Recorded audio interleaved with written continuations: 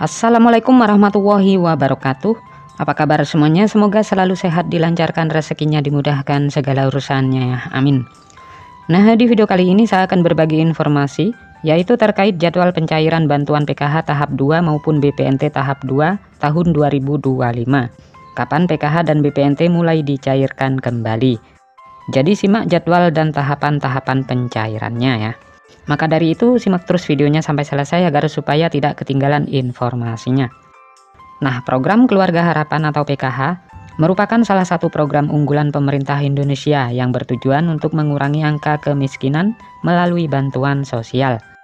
Hal ini tentu memberikan harapan bagi banyak keluarga penerima manfaat KPM ya, yang menantikan bantuan ini untuk memenuhi kebutuhan sehari-hari. Pencairan dana PKH dan BPNT dilakukan secara bertahap. Dana yang telah dicairkan akan masuk ke rekening Kartu Keluarga Sejahtera atau KKS. Adapun KPM PKH BPNT yang dicairkan melalui kantor pos Indonesia. Meskipun demikian, tidak semua KPM menerima dana secara bersamaan ya, karena beda daerah beda jadwal. Dan berikut jadwal pencairan PKH dan BPNT untuk tahap 2. Nah, perlu diketahui bahwasanya pencairan PKH maupun BPNT itu disalurkan dalam 4 tahap sepanjang tahun. Dan berikut ini adalah rincian jadwal pencairan untuk masing-masing tahap ya. Untuk tahap yang pertama itu sudah mulai dicairkan dan hampir merata ya hingga sampai saat ini. Walaupun masih banyak para KPM yang masih belum cair bantuannya. Sedangkan untuk tahap 2, ini akan kembali dicairkan di antara bulan Mei dan Juni. Untuk tahap yang ketiga, ini akan dicairkan di antara bulan Agustus dan September. Dan tahap yang keempat di antara bulan November dan Desember, baik PKH maupun BPNT. Nah, dengan adanya jadwal ini diharapkan KPM dapat mempersiapkan diri ya, dan mengatur keuangan mereka dengan lebih baik, terutama dalam menghadapi kebutuhan yang mungkin meningkat di setiap tahapan pencairan. Nah, sementara besaran bantuan PKH bervariasi ya, tergantung pada kategori penerima. Untuk ibu hamil, Rp750.000 per tahap, total 3 juta per tahun. Sedangkan anak usia dini umur 0 sampai dengan 6 tahun, Rp750.000 per tahap, total 3 juta per tahun. Untuk anak SD sederajat, Rp225.000 per tahap, total Rp900.000 per tahun. Untuk kategori lansia dan disabilitas, Rp600.000 per tahap.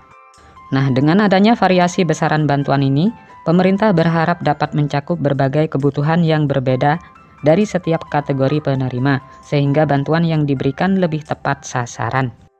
Nah, jumlah penerima manfaat PKH tahun 2025, pemerintah menargetkan sebanyak 10 juta KPM sebagai penerima manfaat PKH tahun 2025.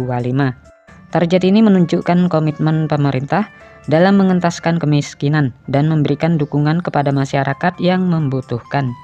Dengan jumlah penerima yang besar, diharapkan program ini dapat memberikan dampak positif yang signifikan terhadap perekonomian keluarga penerima. Bagi masyarakat yang ingin mengecek status penerima manfaat, kalian dapat mengunjungi situs resmi cekbansos.kemensos.go.id. Di situs tersebut, kalian dapat menemukan informasi terkait status penerimaan bantuan sosial, termasuk PKH dan BPNT. Nah, untuk mendapatkan informasi terbaru dan paling akurat, selalu pantau terus informasi resmi dari Kementerian Sosial. Dengan mengikuti perkembangan terbaru, KPM dapat lebih siap dalam memanfaatkan bantuan yang diberikan. Dengan adanya bantuan ini diharapkan dapat meringankan beban ekonomi dan membantu keluarga dalam memenuhi kebutuhan dasar para KPM. Nah, jadi itulah informasi yang dapat saya sampaikan, semoga bermanfaat. Sampai ketemu di informasi-informasi selanjutnya. Assalamualaikum warahmatullahi wabarakatuh.